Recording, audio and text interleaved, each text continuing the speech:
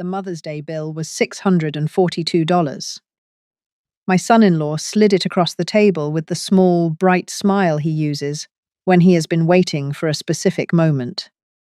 By Tuesday afternoon, I had found the $41,200 that had been quietly missing from my grandchildren's college savings since 2022. Here is what actually happened. My name is Margaret. I am 70 years old.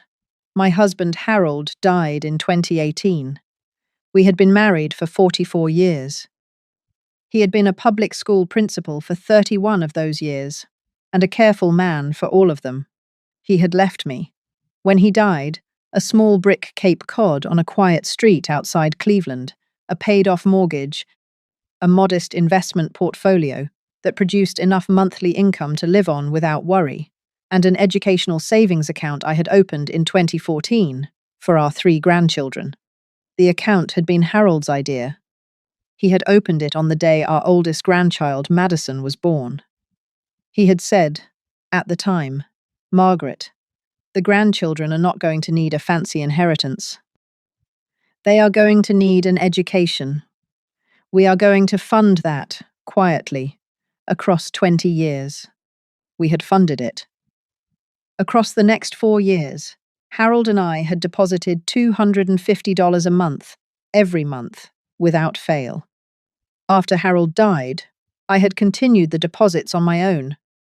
By the spring of 2024, 10 years after Madison was born, the account had grown to just over $148,000. That was the amount I remembered. By the time I looked again, the amount was different. My daughter is Christine. She is 43. She is a marketing executive. She has been married for 16 years to a man named David, who is 45 and who runs a small commercial real estate development company in Cleveland. They have 3 children, my granddaughter Madison, 14, my grandson Jacob, 11, and my grandson Owen, 8. I had liked David initially. I had liked him because he had been polite at our first dinner together in 2008, and because he had told my husband Harold, the first time he met him, that Harold, "Your daughter is the most generous woman I have ever met." He had said it warmly. I had thought, at the time, that he meant it. I had thought, at the time, that I had a good son-in-law. I had been wrong about him for 16 years. I had only stopped being wrong about him on a Tuesday afternoon, in May of 2024, on the day after Mother's Day, in the spare bedroom of my own house, in my bathrobe, at my desk, on my laptop. I want to tell you about the 3 small things I noticed in the 2 years before Mother's Day. Not because they were dramatic, because they were not. They were small. First, David had been handling more and more of the family's financial conversations rather than Christine. At Christmas of 2022, when I had asked Christine about a small piece of advice for managing a refinance question, she had said, "Mom, let me have David call you. He knows this stuff better than I do." I had noticed it.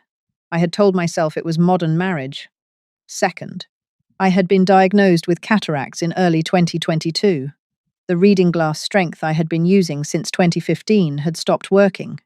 The small print on my quarterly account statements had become harder to read. I had started skimming the statements rather than reading them line by line. By the autumn of 2023, I had been skimming for over a year.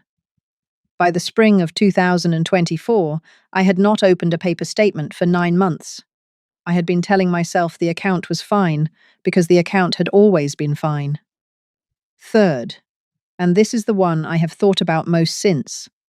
Twice in the past year, I had asked Christine directly whether David's business was all right.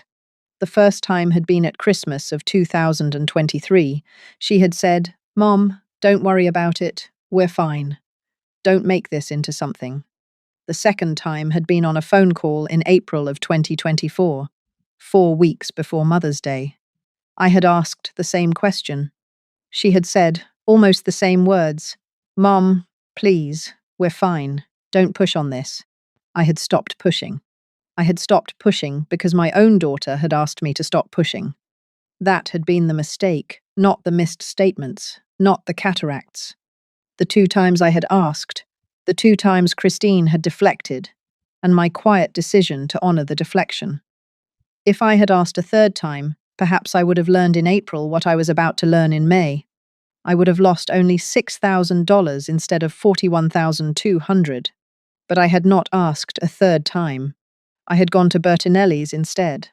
The Mother's Day invitation had come 3 weeks earlier. It had come by phone.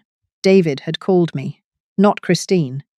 That was the first thing I should have noticed, he had said, in the warm voice he used for things he had been planning. Mom, Christine and I want to take you out for Mother's Day. We booked Bertinelli's downtown. 7:30 Sunday night. The whole family. Mom is coming too. We want it to be special. Mom, in his sentence, was his own mother, Eleanor, a sharp-edged woman in her early 70s, who I had met perhaps 4 times in 16 years, and who had never warmed to me. I had said, David, that's lovely. Of course I'll come. I had not asked why he was the one calling, rather than Christine. I had been laughing through small, soft details about David for 16 years. The phone call had been one more. Mother's Day arrived. Bertinelli's was in a small, renovated building downtown. White tablecloths, soft Italian music, a wine list in a leather binder. The kind of restaurant where the entrees started at $38 and the waiter explained the specials twice in case you missed one. I arrived at 7:20. David was already there, in a navy sport coat. Christine was in a soft cream blouse. The 3 children, Madison in a soft grey sweater, Jacob in a button-down shirt, Owen in a small clip-on tie, were seated quietly. David's mother, Eleanor, was in a deep red dress and pearls. I hugged Christine. I hugged the children. I greeted Eleanor with a small, careful smile. David pulled out my chair. He said, Mom, we're so glad you could come. He had called me Mom 4 times in 5 minutes. I noticed it. We sat down. The meal began. The wine was poured. The bread basket arrived. Madison sat next to me, the way Madison had always sat next to me at family meals since she was 4. The conversation moved through the usual channels. David's mother Eleanor told a story about her recent trip to a vineyard in Sonoma. Christine talked about Jacob's soccer season. Owen, 8, told me about a frog he had caught in their backyard the previous Saturday. Toward the end of the entree course, somewhere around plate clearing and the second round of wine, David lifted his glass. He addressed the table. He said, You know, the kids are lucky. We're lucky. We've got Mom over here, who set up these education accounts back when they were babies. Madison's going to have quite a nest egg by the time she's at college. He smiled at me. Good thing those accounts have been growing all these years. The wine glasses clinked. The conversation moved on. I smiled. I sipped my wine. But something had happened inside my chest. A small, cold spot, the size of a quarter, right below my collarbone. Good thing those accounts have been growing all these years. I had not opened a statement in 9 months. I tried to push the cold spot away. I told myself it was the wine. I told myself it was the restaurant lighting. I told myself David had simply been making polite conversation about something he had heard about. But David did not make polite conversation about things he had heard about. David made polite conversation about things he had been thinking about. The cold spot did not go away. I kept eating. I kept smiling. I waited for the dessert course. The dessert course arrived. Tiramisu for Madison, gelato for the boys, a small fruit plate for Eleanor, cannoli for Christine. I ordered an espresso. David did not order dessert. He had been holding a small leather folder in his lap for the past 20 minutes. I had not seen him pick it up. When the espressos arrived, he clinked his fork against his water glass. He said, Mom, we wanted Mother's Day to be the day we celebrate you. We picked the restaurant we knew you'd love. We wanted you to have the honor of treating the family. He slid the leather folder across the table. I opened it. The bill was $642, plus a 20% tip line, plus tax. I noticed that David had not made eye contact with me since the folder appeared. I noticed that Christine was looking down at her cannoli. I noticed that Madison, beside me, had stopped eating her tiramisu. I took a breath. I reached into my purse for my credit card. I slid the card into the leather folder. I handed the folder to the waiter. The waiter nodded and walked away. David turned to the table to his mother Eleanor, to Christine, to his children, and he said, with a small, warm laugh, "Mom always insists on paying. We tell her she doesn't have to, she insists." Eleanor laughed warmly. The children did not react. Christine did not laugh. Madison, beside me, did not laugh either. I had not insisted. I had not been asked. David had handed me the bill and said the words, "We wanted you to have the honor." I sat with my hand on my espresso cup. I did not correct him at the table. I want to tell you why I did not correct him. I did not correct him because I had been laughing through small, soft sentences about David for 16 years, and because correcting him in front of his mother and his children would have caused a scene that Christine would have spent the next 6 months apologizing for, and because something else was happening inside me that I did not yet have words for. The cold spot below my collarbone had grown. It was now the size of a small plate. Good thing those accounts have been growing all these years. Mum always insists on paying. 2 sentences, 40 minutes apart, both said in David's warm voice. Both not quite true. I drank my espresso. I signed the credit card slip the waiter brought back. I tipped the waiter $40 in cash directly into his hand. He had been polite. He had not known. The $40 were mine to give. I stood up. I hugged Christine. I hugged Eleanor. I hugged the children. I told them all I was tired. I told Madison I would see her on Saturday for our regular afternoon. She nodded. I walked out of Bertinelli's. I got into my car. I drove home. I sat in my own driveway for 9 minutes before I went inside. The cold spot had not gone away. Good thing those accounts have been growing all these years. I had not opened a statement in 9 months. I want to pause here and ask you something honestly. If your son-in-law had announced at a family dinner, in a tone of casual reassurance, that the education accounts you set up for your grandchildren had been growing all these years, and you had not personally looked at the balance in almost a year, what would you have done in the next 10 minutes? I think a lot of women would have told themselves the cold spot was nothing. I think some would have made a mental note to check the account sometime this week. I think a brave handful would have gotten out of the car, gone inside, walked past the kitchen, and opened the laptop. I did the third thing. I went inside. I walked past the kitchen. I did not stop for water. I went straight to my small desk in the spare bedroom and opened my laptop. I logged into the credit union for the first time in 14 months. The balance was $41,200 lower than it should have been. I sat at the desk in my bathrobe. I did not move. If you have ever ignored a financial statement because you thought everything was fine, you are going to understand exactly what happened next. What happened next was this. I did not sleep that night. I did not call Christine. I did not call David. I did not call anyone. I sat at my desk in my bathrobe and I made a list on a small piece of paper of every transaction the credit union's online portal could show me from the past 3 years. The portal could only show me 24 months. I would need the rest from Ellen.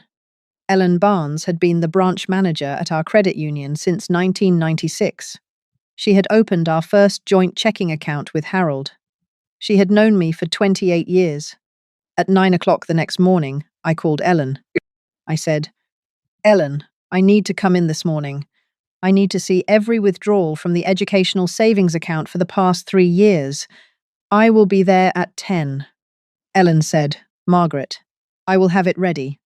I drove to the credit union. I sat in Ellen's small office. She had printed 3 years of transaction history on white paper, each page neatly stapled. She slid the pages across her desk. I read. The pattern was clear once it was on paper. 43 withdrawals across 24 months. They ranged from $400 to $2,800 each, never above $3,000. The $3,000 threshold was the threshold that would have triggered an automatic alert to me by mail. 43 withdrawals, all under 3,000, all authorized by signature. The signature was David's. Total, $41,200. I sat at Ellen's desk for a long time. I said, "Ellen, how did this happen?" Ellen looked at me carefully.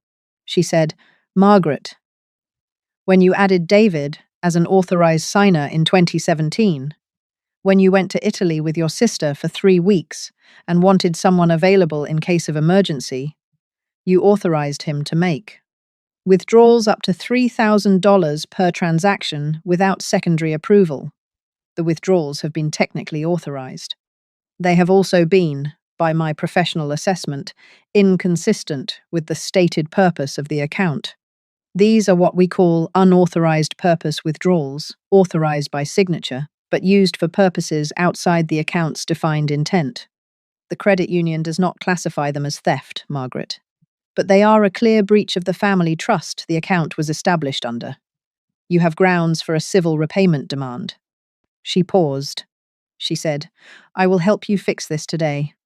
Ellen removed David as an authorized signer immediately. She froze the account, pending a forensic review. She helped me draft the first language of a formal demand letter. I left the credit union at 1 p.m. I drove directly to my lawyer's office. My lawyer's name was Patricia Reeves. She had drafted my will after Harold died. She was 64. She was efficient and warm, and she had been quietly available to me, by phone and by occasional lunch, for the 6 years since Harold's death. I had not made an appointment. I walked into her office at 1:40 p.m. and asked her receptionist if Patricia could see me for a few minutes. Patricia came out. She took one look at my face. She said, "Margaret, come in." We sat in her office. I told her. The dinner. The wineglass toast about the growing accounts. The bill on the leather folder. The mom always insists on paying. The drive home. The laptop. The $41,200. The credit union meeting with Ellen. The 43 withdrawals. When I had finished, Patricia was quiet for a long moment. Then she said, "Margaret, hold on a second." She got up from her desk. She walked to a filing cabinet on the far wall. She unlocked the bottom drawer. She pulled out a small manila folder. On the front of the folder, in her own handwriting, it said, "Whitfield Educational Savings Hold Until Asked." She walked back to her desk. She set the folder in front of her. She said, "Margaret, Harold left this with me in November of 2017. He had me hold it. He said, and I am quoting because I wrote it down at the time, Patricia, if Margaret ever comes into your office and tells you something has happened with the educational savings account, give her this folder." I sat very still. Patricia opened the folder. Inside were 3 things. A copy of the original account rules from when Harold and I had opened the account in 2014. A set of quarterly review templates, printed checklists Harold had made by hand, designed to be filled in each quarter with that quarter's transactions, balances, and notes.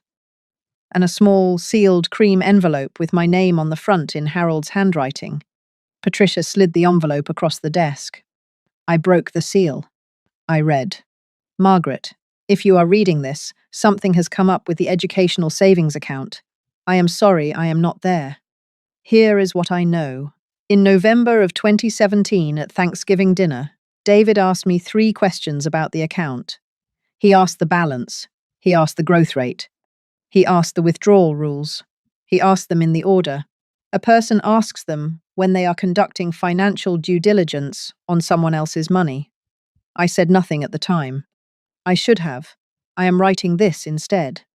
Patricia has, in this folder, 3 things. Copies of the original account rules. Quarterly review templates, so you can compare your records to the credit union's records if you ever need to. And the contact information for an accountant named Robert Linwood, who can help Patricia conduct a forensic review of the transaction history if it becomes necessary. That is all I have left you. I did not predict what would happen. I did not know what David would do.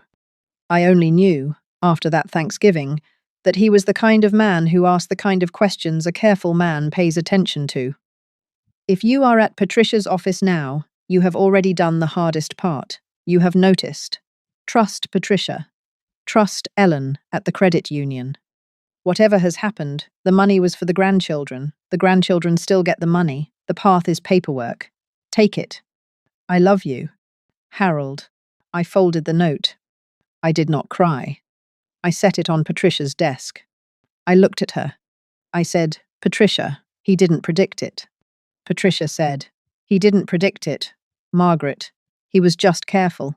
He had been worried since Thanksgiving of 2017. He never told you because he didn't want to make you suspicious of your son-in-law on a hunch. He told me instead. I said, Patricia, let us begin. We worked at Patricia's desk for 3 hours. We drafted 3 documents. First, the civil repayment demand letter to David. The demand: full repayment of $41,200 plus 6% interest, repaid over 24 months, according to a formal written schedule. The alternative: civil action for breach of fiduciary duty and unauthorized purpose, use of trust funds. Second, the restructured architecture for the educational savings account. David's authorized signer status, permanently revoked. The account would remain in my name, with no third-party access permitted ever again. The 3 grandchildren, Madison, Jacob, and Owen, would remain equal beneficiaries. Each would inherit 1/3 of the balance at age 25. Third, a small additional clause. When Madison turned 25 and inherited her share, she would also become the trustee's successor for the remaining funds held in trust for Jacob, who would be 22 at the time, and Owen, who would be 19.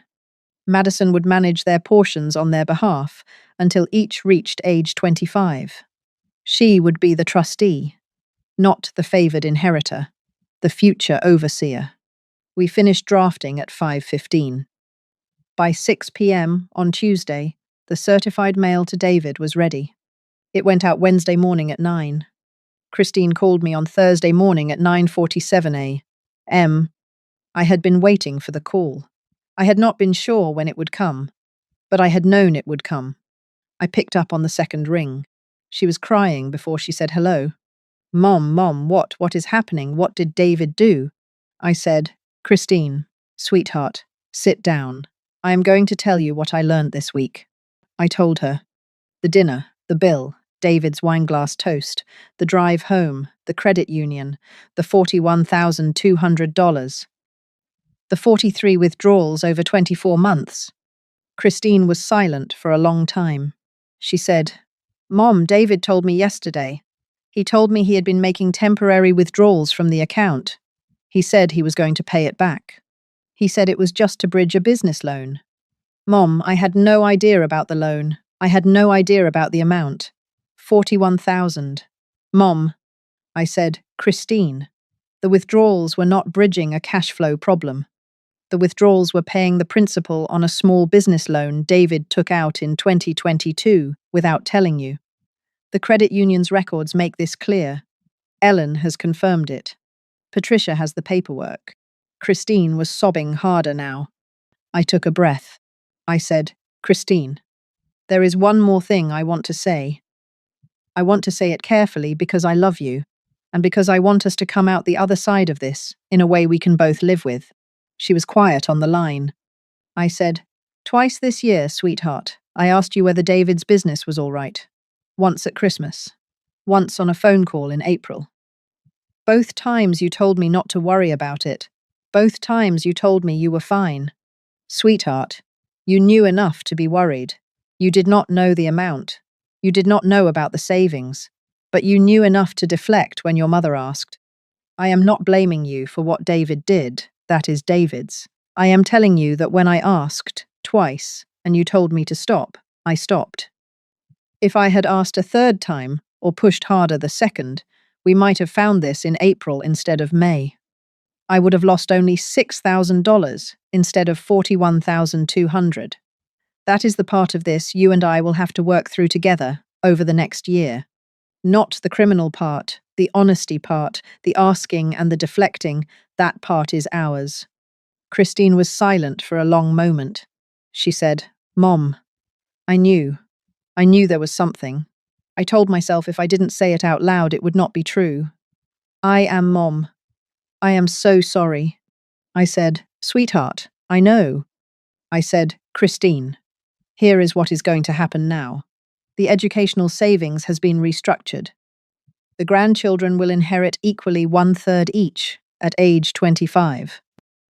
Madison will become trustee successor at 25 to oversee what is left for her brothers until they reach the same age. She is not the favored inheritor. She is the future overseer. The $41,000 will be repaid to the account by David with interest over 24 months. Or he faces civil action. Patricia has the paperwork ready. 3 things. First, sit with David tonight and ask him to show you every loan document related to the business. Every one. Second, call Patricia Reeves at the number I am about to text to you. Arrange your own consultation. You will need a lawyer of your own. Third, decide, in the next 60 days, what you want your marriage to look like for the rest of your life. Christine said, Mom, I love you. I said, I love you too, sweetheart. We hung up.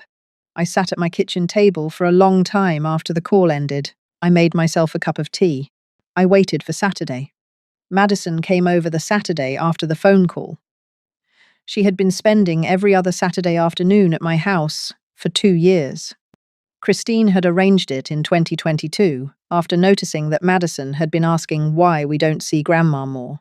The Saturday visits had started small, an hour or two, and had grown into full afternoons. Madison was 14. She had grown 2 inches since the previous Christmas. She was now an inch taller than me. She wore a soft grey sweater and the small silver heart necklace I had given her for her 13th birthday. I picked her up at one. We drove back to my house. We made grilled cheese sandwiches together at my kitchen counter. I cut the bread. She buttered it. I grated the cheese. She placed the slices on the bread. We ate at the kitchen table. Halfway through her sandwich, Madison set it down. She looked at me across the table. She said, Grandma, Mum told me there's something going on with Dad. With money. She said she'd explain when I was older. I'm not asking what it is. I just want to ask you one thing. I said, Yes, sweet pea. She said, Grandma, are you okay? I looked at my granddaughter for a long moment. I said, Madison, sweet pea. Yes, I am okay. I am better than I have been in some time. She nodded. She said, Grandma, I am glad. She picked up her sandwich. She took another bite. She chewed slowly. After a moment, she said quietly, Grandma, at the restaurant, when Dad said you insisted on paying, you didn't insist, did you? I looked at her. I said, No, sweet pea, I did not insist. Madison nodded. She said, I noticed. We sat quietly for a moment at the kitchen table. She finished her sandwich. I finished mine. We did the dishes together. She washed. I dried. We did not speak much. She did not need to. I drove her home at 5. At her front door, she hugged me. She said, Grandma, same time in 2 weeks? I said, Same time in 2 weeks, sweet pea. She went inside. I drove home. I sat in Harold's reading chair in the living room. I picked up the phone. I called Patricia. I said, Patricia, the trusteeship arrangement. I want it permanent. Madison is the one. Her grandfather was right. Patricia said, I will file the amendment Monday morning. We hung up. David repaid the $41,200 under formal written agreement over 24 months, with 6% interest. The full repayment was completed in October of the year, after the dinner at Bertinelli's. Christine separated from David in February of the year after the dinner. The marriage did not survive the disclosure of his business loans, which turned out to total considerably more than the savings withdrawals had suggested. Christine and the three children moved into a smaller house in the same school district. I helped where it was useful. I did not help where it was not. The Saturday visits with Madison continued. Sometimes Jacob and Owen came too. Sometimes just Madison. Grilled cheese sandwiches at the kitchen table. The small silver heart necklace. That was it. That was enough. That night, I sat in Harold's reading chair in the living room with the small notebook I had begun keeping the morning after the dinner at Bertinelli's. And I wrote one line. They invited me to dinner, then made me pay.